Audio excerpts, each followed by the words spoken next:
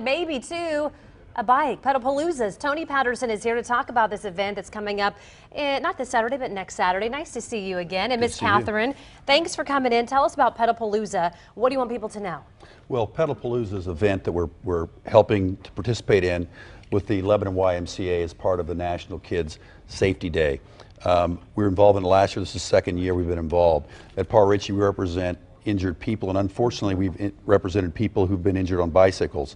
And we know that over 500,000 people a year are hospitalized due to bicycle injuries, and over 1,000 are killed.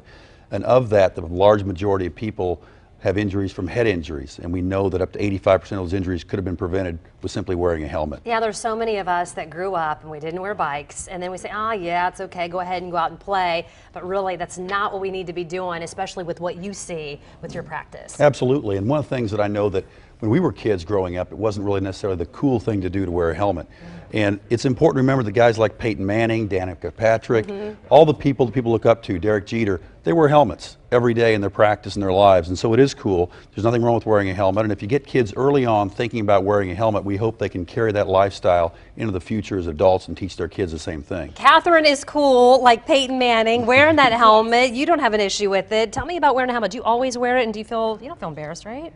No, I kind of actually feel better when I wear it because I know that I'm not going to get hurt, and I feel bad for when someone says, come on, let's go ride, and then they don't have a helmet on. You're like, go put your helmet on. Let's talk about it too. I know you guys are going to be giving away helmets, right, teaching us how to put them on, because we don't always do that right. And then also, you got to have your bike set up properly. That's right. We're giving away 200 helmets and also giving away reflectors, because it's important to have those. Catherine, sit on there, please. Stand on there.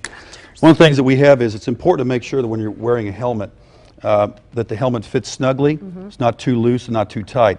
There's generally a 2-finger rule. Make sure you can fit 2 fingers under the helmet. Also, a lot of people will want to wear their helmets too high. We know a lot of the injuries come in the frontal lobe.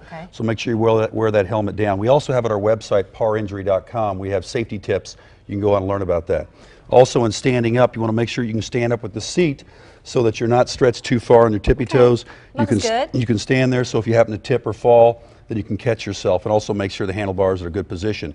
Also make sure you have plenty of reflectors on the bike. We're giving those away as well, in addition to the 200 helmets in the bicycle itself.